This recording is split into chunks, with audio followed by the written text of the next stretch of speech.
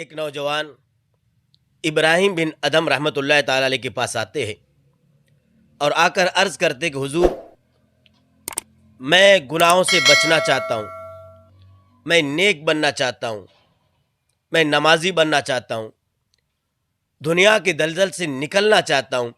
لیکن اس کے باوجود نہیں نکل سکتا۔ مجھے کوئی نصیحت چاہیے، کوئی وصیت کیجئے، کوئی ایسا نسخہ دیجئے کہ میں نیک بن جاؤں، گناہوں سے کے دلدل سے نکل جاؤں۔ تو ابراہیم بن ادم رحمۃ اللہ تعالی علیہ فرمانے لگے، جب تیرا جی چاہے گناہ کرنے کے لیے تو گناہ کرنا،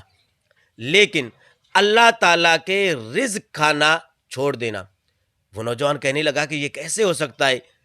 کہ ہم جو کھاتے ہیں، جو ہمیں ملتا ہے، جو ہم کماتے ہیں، وہ سب اللہ کے ہے، تو اللہ کا رزق کھانا ہم کیسے چھوڑ سکتے ہیں؟ آپ فرمانے لگے، دیکھو کتنی بری بات ہے کہ ہم اللہ تعالیٰ کا کھائے اور اللہ تعالیٰ کی نافرمانی کریں۔ پھر فرمانے لگے کہ ایک اور نسخہ دیتا ہوں، وہ نسخہ یہ ہے کہ جب تیرا جی چاہے گناہ کرنے کے لیے تو گناہ کرنا، لیکن اللہ تعالیٰ کی زمین سے نکل کر گناہ کرنا۔ وہ نوجوان بڑا متعجب ہوا کہ حضرت یہ کیسے ہو سکتا ہے کہ ہم اللہ تعالیٰ کی زمین سے نکل کر گناہ کریں،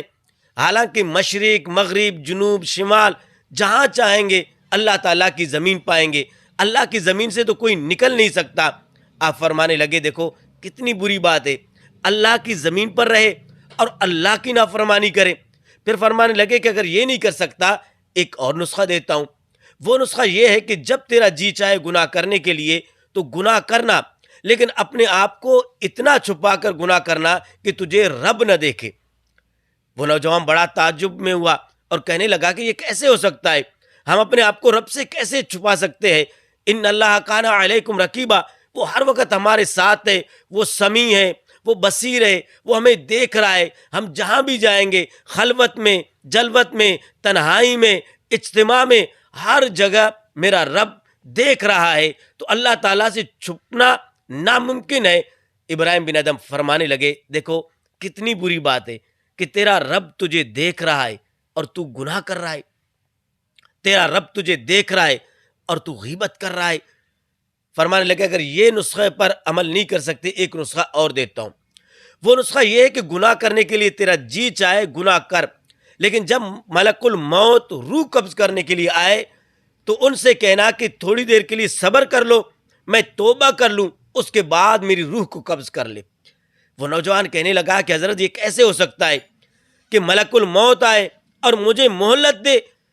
وہ جب آئیں گے تو بغیر پوچھے، بغیر دستک دیے فوراً اندر آئے اور روح قبض کر کے جائیں گے، کوئی مہلت نہیں لے سکتا۔ آپ فرمانے لگے، دیکھو جب ملک الموت سے مہلت نہیں لے سکتا تو آج سے اپنی گناہوں سے توبہ کیوں نہیں کرتا؟ پھر فرمانے لگے کہ ایک اور آپ کو نسخہ دیتا ہوں، وہ نسخہ یہ ہے کہ جب گناہ کر کر کے دنیا سے تیرا انتقال ہو جائے،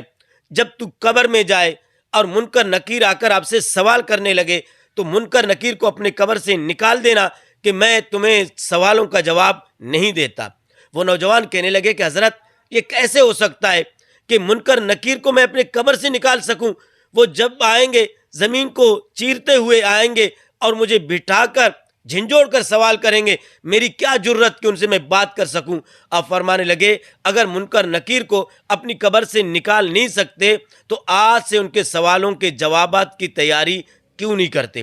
پھر فرمانے لگے کہ آخری نسخہ یہ ہے کہ اگر آج تو گناہوں سے نہیں بچ سکتا، آج اگر بدکاریوں سے نہیں بچ سکتا، آج اگر اللہ کی نافرمانیوں سے نہیں بچ سکتا، مرنے کے بعد جب گناہوں کی وجہ سے اللہ تعالیٰ تجھے جہنم کا حکم دے تو تو انکار کرنا کہ یا اللہ میں جہنم میں نہیں جاتا بلکہ میں جنت جاؤں گا۔ وہ نوجوان بڑا متعجب ہوا، حیران ہوا کہ حضرت یہ کیسے ہو سکتا ہے، اللہ کا حکم ہو اور میں انکار کر سکوں؟ فرشتے فوراً مجھے پکڑ کر جہنم میں ڈال دیں گے، میری جرت نہیں کہ میں انکار کر سکوں۔ ابراہیم بن ادم رحمۃ اللہ تعالیٰ علیہ فرمانے لگے، دیکھو نوجوان، جب اللہ تعالیٰ کے رزق کھانے سے رک نہیں سکتا، اللہ کی زمین سے نکل نہیں سکتا، اللہ سے اپنے آپ کو چھپا نہیں سکتا اور ملک الموت سے مہلت نہیں لے سکتا، منکر نکیر کو قبر سے نکال نہیں سکتا، اللہ کے حکم عدولی نہیں کر سکتا، تو اے نوجوان آج سے اپنے رب کی فرمان برداری کر کے گناہوں سے توبہ کیوں نہیں کرتا؟ وہ نوجوان عرض کرنے لگے حضرت آپ گواہ رہنا کہ آج کے بعد میں اپنے رب کی کبھی نافرمانی نہیں کروں گا۔ قصص الاولین مواعظ الآخرین، کہ گزرے ہوئوں کے واقعات یہ ہمارے لیے نصیحت ہے کہ ان سے ہم سبق حاصل کریں۔ اس واقعے سے ہمیں یہ سبق ملا کہ ہمارے